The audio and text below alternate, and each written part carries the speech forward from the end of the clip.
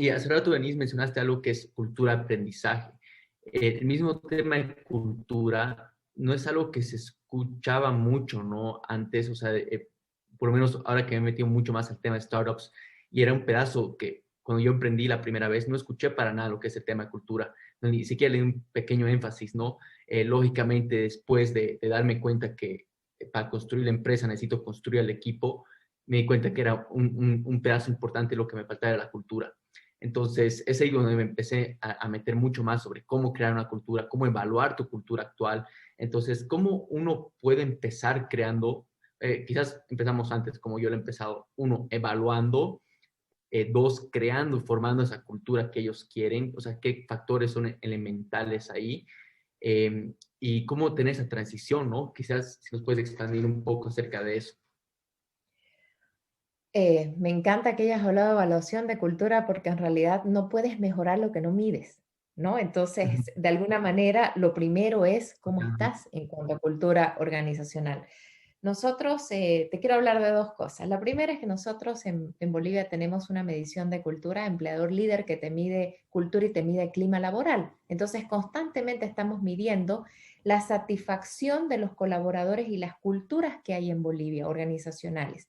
Entonces, como metodología, hay metodologías que te pueden ayudar a medir cómo estás en cuanto a tu cultura o en cuanto a tu clima laboral para después ponerte un plan de acción y poder mejorar o desarrollar este sistema de construcción de una cultura o de fortalecer tu cultura organizacional.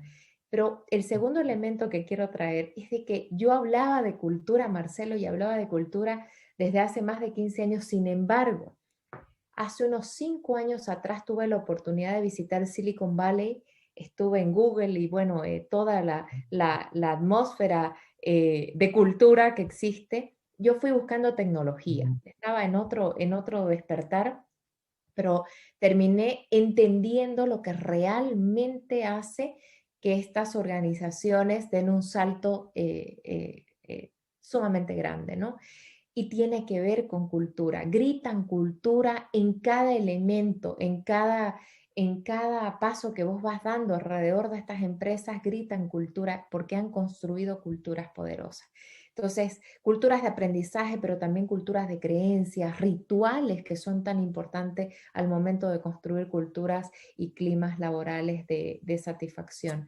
Entonces, y hoy en esta pandemia, obviamente los líderes nos estamos planteando, hablando, y vuelvo a tu anterior pregunta de liderazgo, es ¿qué agregamos, qué sacamos en cuanto a liderazgo? Porque esta pandemia nos ha hecho preguntas diferentes que tienen que tener respuestas diferentes. Entonces, de alguna manera es lo que nos sirvió hasta antes de la pandemia, probablemente no nos va a servir en este futuro que hoy es presente. Realmente. Entonces, de alguna manera, cuando hablamos de cultura, hoy tenemos que hablar de que hoy tenemos que ser muy hábiles construyendo culturas porque hay un nuevo trabajo híbrido. Primero fue presencial, después fue remoto y ahora está híbrido, colaborativo, cercano y además, además tenemos que ser productivos y lograr productividad en las personas. Entonces, estamos entendiendo cómo el liderazgo tiene que ser cercano, pero en un modo de trabajo híbrido o en un modo de trabajo remoto para muchas empresas que no han regresado a trabajar. Y obviamente incorporar todos estos elementos humano-digitales, que es el principal desafío en cuanto a liderazgo. Cercanía, cercanía y en muchas empresas en modo remoto. Totalmente. Y mira, justo era un tema que lo estaba conversando ahí con un par de amigos que igual están ellos con sus emprendimientos. Eh, Ellos están manejándolo totalmente presencial y yo totalmente remoto, ¿no? Entonces, eso es un tema que lo hemos tocado un poco viendo sus tácticas y los pros, cons, midiéndolo. Entonces, quisiera acá entrar con una pregunta media que egoísta, porque ¿cómo ustedes o cómo tú ayudas a tus clientes lidiando, creando o reforzando esta cultura en un ambiente digital, ¿no? O sea, trabajando remotamente, porque sin duda es súper difícil, ¿no? Y tienes que crear tú el espacio como líder, especialmente como fundador, crear el espacio para escuchar, ¿no? Y acá crear el espacio, lógicamente, a veces las personas lo ven hasta molestoso porque es como una reunión más, pero sin embargo esas reuniones más tienen un significado, o sea, traen comunicación, traen feedback. Entonces, quizás si nos puedes un poco comentar acerca de eso, Denise, cómo puede alguien crear esta cultura, reforzarla en un ambiente 100% remoto. Mira, la anterior semana había un líder que me decía, Denise, esta pandemia lo que ha traído es que yo me comunico mucho más con mi gente. Y yo le decía, a ver, Mm, explícame qué tipo de comunicaciones de la que hablas. Claro, yo tengo muchos más Zoom, siento que mi productividad está elevadísima. Y cuando me iba contando, yo le trataba de mostrar que más no es mejor. Es decir, el hecho de tener más Zoom o más conversaciones digitales con tus trabajadores no necesariamente es una sana comunicación, no necesariamente estás solucionando temas de cercanía, no necesariamente es una comunicación que conecta.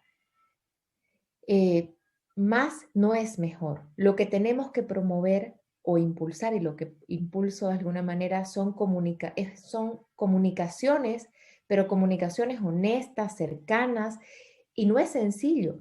Todos estamos aprendiendo al mismo tiempo. Vos, Marcelo, pero también yo. Toda la audiencia estamos aprendiendo cómo ser cercanos hoy en esta entrevista, cómo ser cercanos y te comento pequeños ejemplos en lo personal.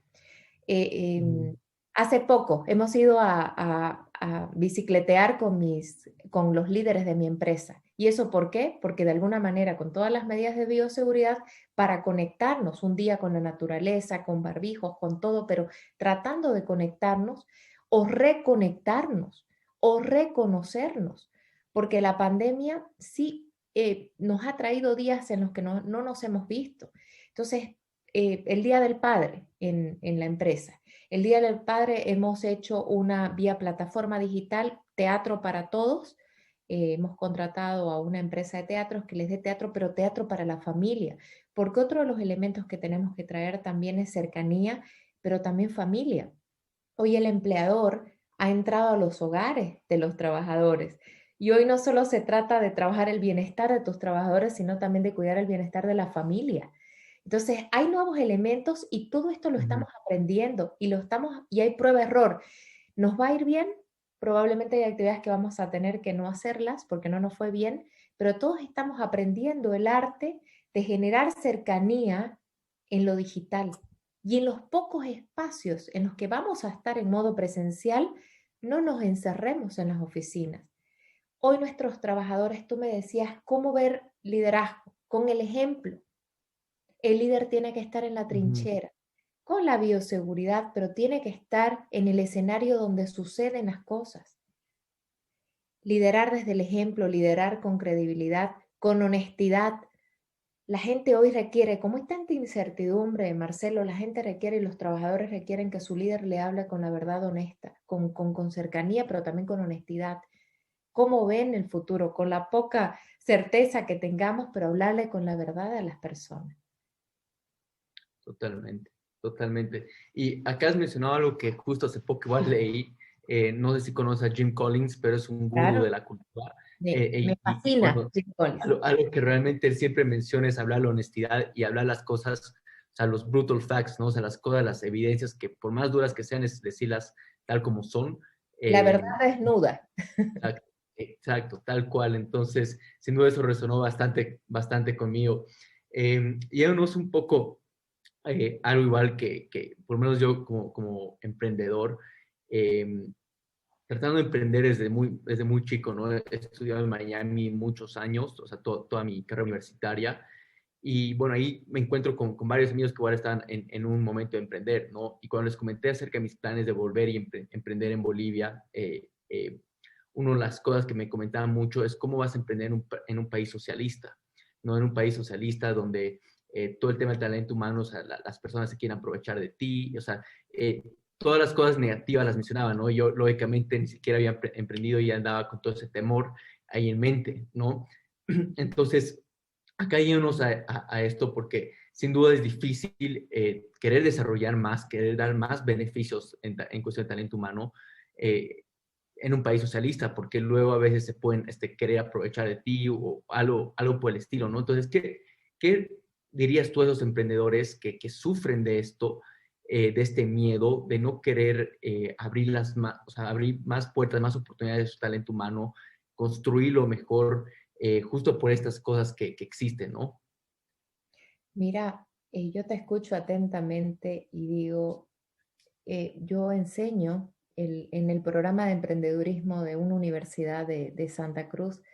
Yo Ujú. lidero esta carrera de emprendedurismo y obviamente mis alumnos son jóvenes y cuando yo les digo todos los elementos que hay, incrementos salariales y un montón no hay políticas, diría yo, de empleabilidad, de emprendedurismo. Hay políticas de más costos para el empleador, hay políticas que no invitan a la productividad, sino hay políticas salariales, pero no hay políticas que fomenten la empleabilidad. Entonces, de alguna manera, este ecosistema para el emprendedurismo no hay una atmósfera que dé la bienvenida al emprendedurismo. Entonces, ¿qué invito yo? Invito a co-crearlo, es decir, los jóvenes tienen que rodearse de lo que tú estás haciendo en este programa y es invitando a personas que lo han hecho,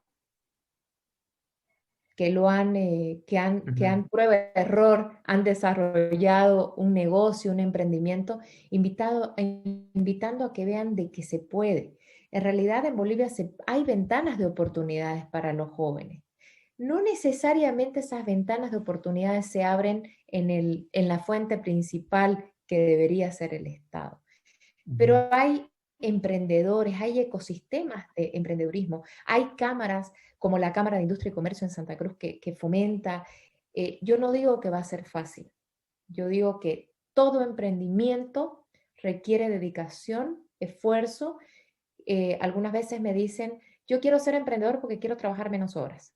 No se trabaja menos horas. Probablemente se trabaja en horarios diferentes, pero requiere esfuerzo, requiere determinación, requiere perseverancia, requiere resiliencia. En este país, en Bolivia, requiere muchísima resiliencia.